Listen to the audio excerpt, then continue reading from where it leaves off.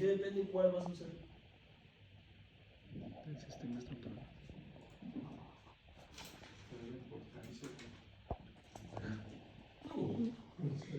Es que al final yo creo que el intermedio sería como que una parte más grande de concreto que de acero, ¿verdad? Y de alta ductilidad pues va reforzado más que, obviamente, porque como dice que sus dimensiones son más pequeñas, va a llevar menos acero. Yo creo que era cuando Sí, decía que era... Sí, no es proporcional el que más chiquito menos acero. No es tan así, pero, o sea, el primer concepto lo tiene muy bien. Pero como había mencionado que entre más ductilidad iba a tener, digamos que el edificio sí se iba a deformar, pero los daños iban a ser en todo lo que era mobiliario y todo eso, que al final iba a salir más caro, aunque la estructura no... Saquemos la parte no estructural, solo agarramos la parte estructural. ¿Cómo es el daño en un edificio de alta ductilidad? Yo creo que son daños reparables, ¿no? Pues sí, yo creo que todos los daños, si no llegan a su punto de fractura, podrían llegar a ser reparables. Es que miren, el edificio de alta ductilidad tiene alta utilidad porque puede incursionar mucho en el rango mobiliario. Recordemos que esto es elástico y esto es plástico. O también le llamamos lineal, no lineal. Digamos que el mismo concepto. ¿Sí? Lo vamos a tomar ahorita como el mismo concepto. Hay algunas diferencias, pero se ven más. Entonces, digamos que es el mismo concepto. Si nosotros mantenemos, y así se diseñan los edificios, para que se mantengan en un rango lineal, ¿sí? Pero, siempre y cuando obedezcan a este coeficiente sísmico que ya redujimos. Ya lo redujimos. Cuando ya sabemos el coeficiente sísmico con su reducción, entonces diseñamos para que funcione en el rango lineal. Ese coeficiente sísmico se redujo un montón. ¿Por qué? Por cuestiones probabilísticas, la cuestión del KB, la cuestión de las pseudoaceleraciones y demás. Pero ese coeficiente sísmico puede subir o puede ser más alto del que nosotros calculamos probabilísticamente hablando. Claro que sí. Claro que sí. ¿Y qué va a pasar? Lo que va a pasar es que la estructura que yo diseñé con un R de 8 llega a su punto máximo lineal, empieza a generar algunas rótulas plásticas y empieza a deformarse. Y empieza a hacerse para un lado, y empieza a hacerse para el otro, y se rompen los vidrios, y se despega el piso, y se caen las teles, y empezamos a tener un montón de daño, pero el edificio va a soportar lo que ustedes le metan porque es dúctil. Va a incursionar en ese rango plástico, en ese rango lineal, un montón, y va a quedar así. El pobre edificio no es torcido, pero no saca. La gente que está adentro, si no es que le cae un pedazo de repente, no se muere.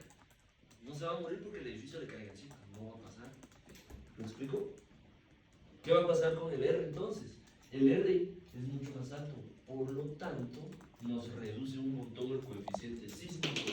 Por lo tanto, el pórtico de alta ductilidad va a generar daños más rápido. Va a disipar su energía por medio de daños, por medio de calor. Esa es la forma de disipación. Va a disipar un montón de calor y un montón, y se van a formar rótulas plásticas hasta que el edificio de verdad genera rótulas por todos lados, se cae. Eso es inaceptable. Pero, agarremos, yo no quiero tanto problema así que se caiga, se mueva mucho mejor. Entonces diseñamos baja ductilidad. Va, órale. Diseño baja ductilidad. Reduzco solo 3 veces. Aquí lo reduje 8. Entonces, si aquí el SADT era 10, beta es 1 porque el coeficiente de enfriamiento lo vamos a dejar como 5. 10 dividido 8 para alta ductilidad, ¿con qué sismo vamos a calcular esto? 10 dividido 8, 5 cuartos, ¿cuánto es? 1.25, ¿verdad? Y 10 dividido, sí, 10 dividido 3, 3.33. El de baja ductilidad baja. Oigan, con 1.25 toneladas vamos a diseñar el de alta ductilidad. ¿Qué va a pasar? Que va a llegar rapidito al sismo 25. Un sismo que venga de 1.30 ya llegó al sismo de diseño. ¿Qué va a empezar a suceder? Que el edificio empieza a disipar energía, empieza a dar rótulas por todos lados, en las rótulas plásticas, y empiezan a deformarse las vigas, empiezan a deformarse de repente algunas columnas. pero todo es un daño controlado. ¿Ya? Yo controlo el daño porque yo sé en dónde quiero que empiece el daño. ¿Cómo hago eso? Poniéndole más estribos en un punto para que ahí se quiera quebrar y no se quiebre por la utilidad que tiene el evento. ¿Qué más?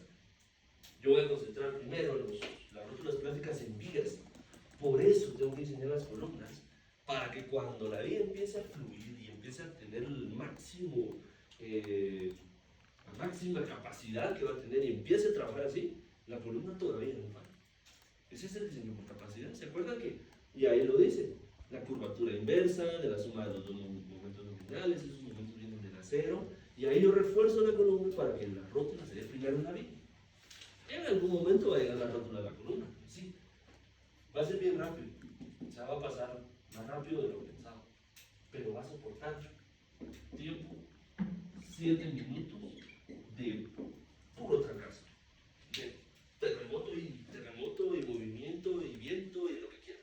Solo es un ejemplo, no es que 7 minutos va a soportar un edificio, no, solo estoy diciendo algo por decir, para que me entiendan el ejemplo. Baja utilidad, lo voy a diseñar con 3.33, o sea, casi 3 veces más. Por eso es un monstruo de edificio, ¿sí? El tiempo aquí son 20 segundos. ¿Por qué? Porque de baja utilidad llega acá. Para que llegue aquí tiene que ser 3 veces más fuerte el sismo. Vamos, 3 veces más fuerte. Pero una vez llegando acá, no tienen más de 20 segundos para salir por aquí. ¿Me explico? ¿Cuál es el problema? Que este sismo es el sismo de diseño. Pero el sismo de diseño tiene probabilidad de excelencia. ¿Cuál es el sismo, digamos, que tiene la peor probabilidad de excelencia? O sea, es muy difícil que pase, pero puede llegar a pasar. El extremo, creo. 2% El en 50 extremo. años. ¿Sí? 2% en 50 años. Ese es el que cabe es igual a 1, porque no reduce. ¿Sí? El 5% de 50 años lo reduce al punto 80 y el 10% de 50 años lo reduce al punto 66. Si yo utilizo el sismo extremo, ¿y qué me garantiza que ese sismo extremo no sea excedido? ¿No? ¿Que hay menos probabilidad? Sí. Mucha menos probabilidad, muchísimo menos probabilidad. Pero de que puede pasar, puede pasar. ¿En dónde o en qué edificio quisieran estar ustedes? ¿En este de alta utilidad o en el de baja utilidad? Este se va a mover poco. Este se va a mover.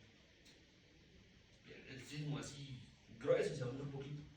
No se van a ver que se desprendan los pedazos tan fácil. Pero cuando empiece a fallar, va a fallar de verdad. Si se cae, en este otro es difícil, la gente ni puede salir porque que la lleva para un lado y que la lleva para otro y se cae todo, pero no se mueve. A menos de que estén debajo de un cielo falso súper pesado, que me han puesto bien, pues, pero eso ya es un tema totalmente fuera de las estructuras. Si hablamos estructuralmente hablando, ustedes tienen más probabilidad de vivir o de sobrevivir. ¿Me explico? Entonces, ¿por qué las estructuras? Regresando al punto, disculpen que quiera dar una gran vuelta, pero creo que era importante. Regresando al punto, ¿por qué las estructuras dúctiles se vuelven más chiquitas? Porque las de lo reduzco un montón, ¿sí? A 1.25, mientras que el de baja utilidad es 3.1. ¿Sí? Si yo en algún momento les pregunto, ¿cómo van a diseñar ustedes? ¿O qué incluirían? ¿O qué cambiarían ustedes? Pónganme la atención porque esa es una pregunta de examen final y de privado. ¿Qué cambiarían ustedes en su diseño o en sus parámetros, en sus cálculos, para diseñar una estructura netamente elástica? Que se comporte toda la vida en su rango elástico. ¿Qué harías tú? Sí se puede hacer. El pentágono tiene un concepto así. Ese siempre va a funcionar en su rango elástico. Le fue a pegar a un avión y casi se cayó. El Pentágono, la Casa Blanca.